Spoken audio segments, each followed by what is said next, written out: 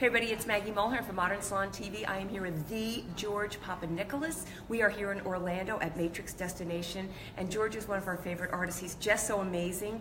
He's known for these amazing balayage highlights on steroids, and it's a technique that he invented. We're going to talk to him in a couple minutes about celebrities, but we want to get right into your technique, how you create these very special highlights. So do it. Yeah, well, this look, it's really become my signature look. You know, people notice it on Instagram, they notice it on my celebrities.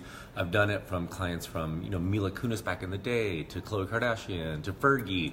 You know, it's something that I think translates and has a classic look because it's a beautiful graduation of color. But I think what's fabulous about it is that it can get you 8 levels of lift in one shot. And which client doesn't want that? Because, as much as we all want to tell clients, hey, it's going to take a few appointments, they really want to get it done in one shot. So I'm going to show you guys some of the keys to getting this look. Number one is taking horizontal sections. The horizontal sections, the reason we do it is because they're going to give you maximum impact when you're highlighting.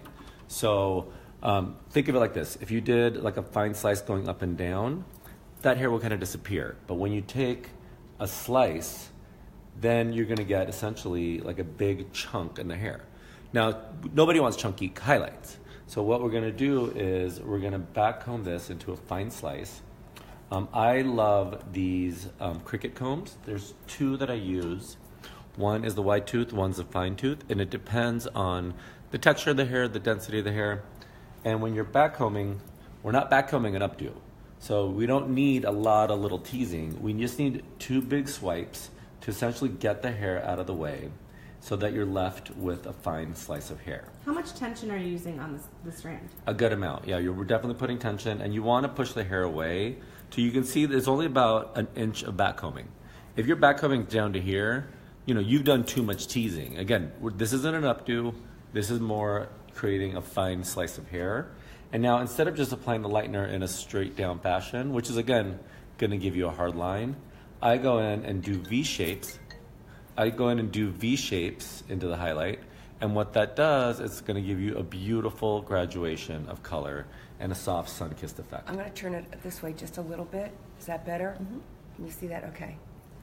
Oh, that was you? That was me. We're like all phones off. Yeah, and the reason why you want a fine slice is this is how you're going to isolate the hair and you're going to get maximum lift. If you've got too much hair in the foil, you're going to get stuck in orange. So it's really important. I'd rather you do more sections and you'll get more lightening that way. But again, because we're doing this horizontal placement, you actually don't even need a lot. You'll see that if we just do kind of one on the side and then you can just do one framing the face, these are going to just give you really modern accents. This is, for me, especially for brunettes and redheads, you don't need a lot. If you do 3 on each side and 4 in the back is plenty, because you want the overall foundation of the color to be their base color. Highlights really should just act as an accent. And that also makes it, really low maintenance for the client. So this is going to be that little face framer. So you're doing more than the 2. Well, we did 1 on the side. This is going to be your face framing piece. And again, you do these little V's. And you can imagine that's going to be a beautiful face framing. But you did 4 backcombings on toward the top. Does that make a difference? You did 2 down here. 2 swipes? Yeah. Well, you want to do enough swipes so that you're left with a fine slice. Gotcha. And I want to forget to ask this. What if she has curly hair or highly textured hair? It doesn't matter. Okay. Honestly, you want to use your tension to straighten it out. If it's like afro curly and it's super tight, then you'll want to smooth it out because that's going to be a harder texture to work with. But anything, I'd say, with a diameter of a pencil or bigger, you don't have to worry about it. The tension on your hand can smooth it out. Okay, so obviously we are not actually lightening the mannequin right now. We're just working and showing you examples. But would you backcomb, then apply the lightener, and then move on to the next section, or do you do all your backcombing before you even get started? I backcomb, apply lightener, move to the next section. Okay, and then any tips for getting the backcombing out at the shampoo bowl? You need a really great assistant, guys. No, but really, long bathroom break. my go-to product, well, 2 things. First, when you're rinsing it off, don't wet the matting, just rinse off the lightener. Because when you wet the matting, what happens is it tangles the hair even more. People think you should rinse it, you don't rinse that. Second, what I do is I use the Bond Ultimate Step 2, and it's great because it's got a lot of slip to it, and at the same time, you're giving your hair the treatment to really recondition it while the process. So it's going to take you about 10, 15 minutes to get this out. They recommend 10 minutes for the bond. So it's actually perfect. It works really well together. And I would use, there's my favorite brush. It's called Sheila Stotts. It's a wig removal brush, and it's got metal bristles, kind of like the same thing that you would use to get the matting out of your dog's hair. Well, this works really great for getting in there because it really gets in there. And, you know, it's just really just taking your time, going section by section and getting it out. You know, you've got to factor in that extra 10, 15 minutes of shampoo time, but the end result is so beautiful and the clients love it so much that it's worth it. And what's going to happen is you're going to be so busy because people are going to notice your clients with these that you're going to need 3 extra assistants. What is your go-to formula? Your favorite formula? And you can actually keep would you mind working on the other side as you answer that question, just so we can see? Can we mess you up here? Yeah. No problem. Lightener, I use Matrix Light Master.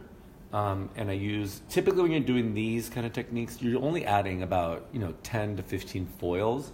So you can move really quickly. So I tend to go 40 volume. But even with 40 volume, on a brunette, it could still sit on for 30 or 40 minutes. You know, again, we're moving so quickly getting these on that, you can go a little bit stronger with the peroxide. And you just said you do put it on foil. You're not balayage. Well, my signature technique is actually a 2-step technique. And that's one of the techniques we're going to be teaching here at Destination. I do freehand first, let that process the entire time till it turns back into powder. Then I go back and backcomb over that freehand balayage. Ooh. Now what that does, it creates a really beautiful combination. You get really seamless, soft highlights at the root. And I don't even tone. I don't know if you guys know that about me. I only tone when I need to.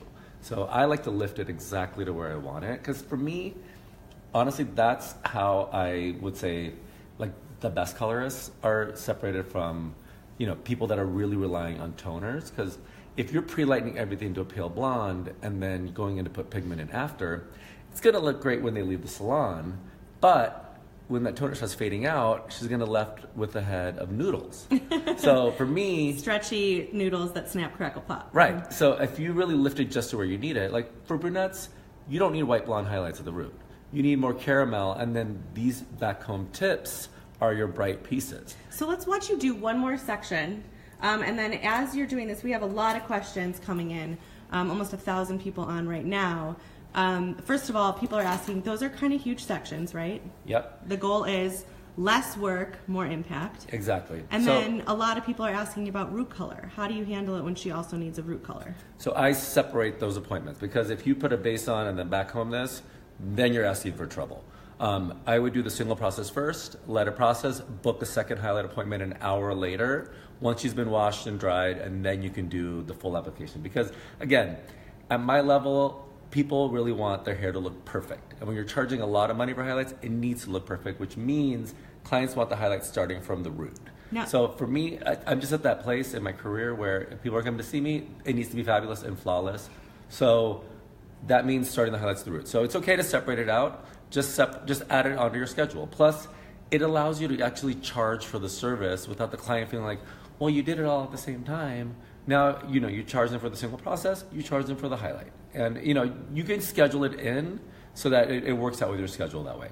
Perfect. All right, let's watch you do one more section, then we're going to head on over and get cozy on the couch and have a little chat. Great. Cool.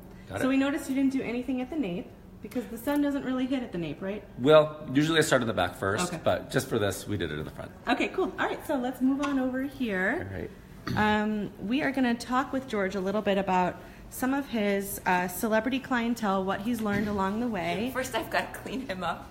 In my full hair, yeah. Yeah, it doesn't come through on camera, so we're good. So I'll start off. I know you guys have questions, but tell us which are some of your celebrity clients.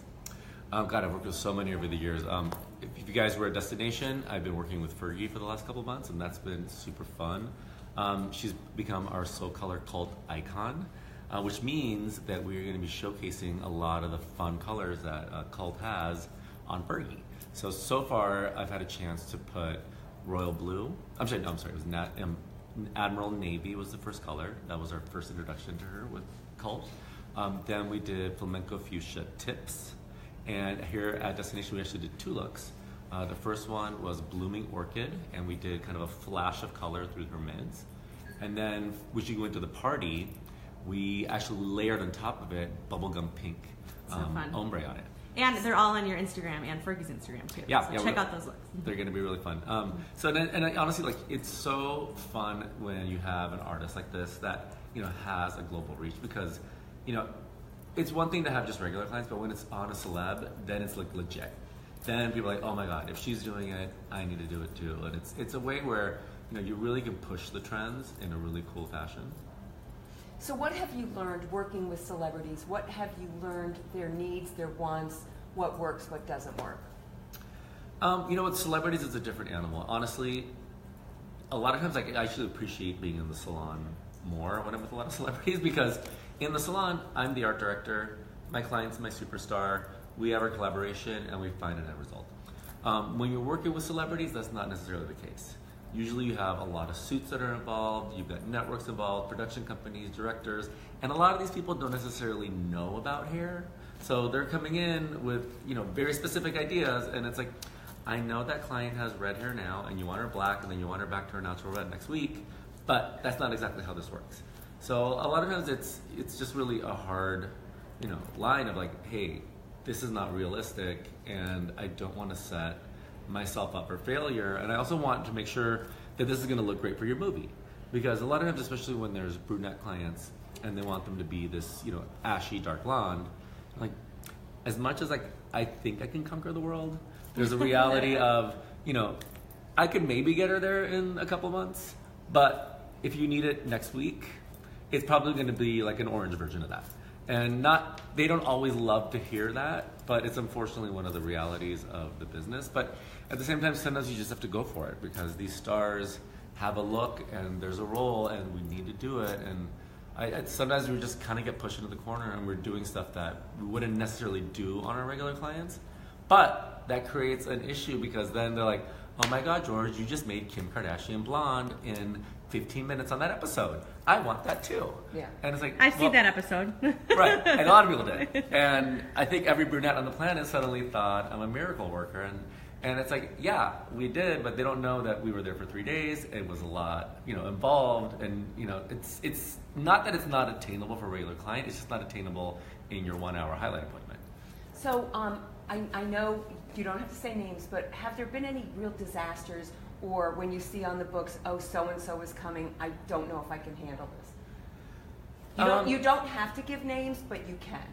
Yeah, working with an agency, there's a lot of times we have celebrities, and a lot of times, like, they're girls that I'm already been working with. There was one client in particular, she had been coloring her hair very dark for a big movie role, but like, I was doing it, she was buying box color and doing it, people on set were doing it, so I think everybody in Hollywood had a hand in this hair.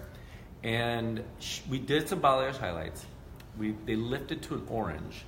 I told her it was caramel, but I left that on probably for an hour and a half with 40 volume, and I barely got into orange. So she called me a couple days later and was like, hey, I booked a role, but they want me to be really pale blonde. What do you think?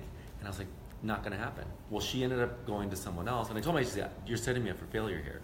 Well, then I looked on her Twitter and it said, tried going blonde, what an epic fail, hair falling out everywhere. And it was one of those moments of like,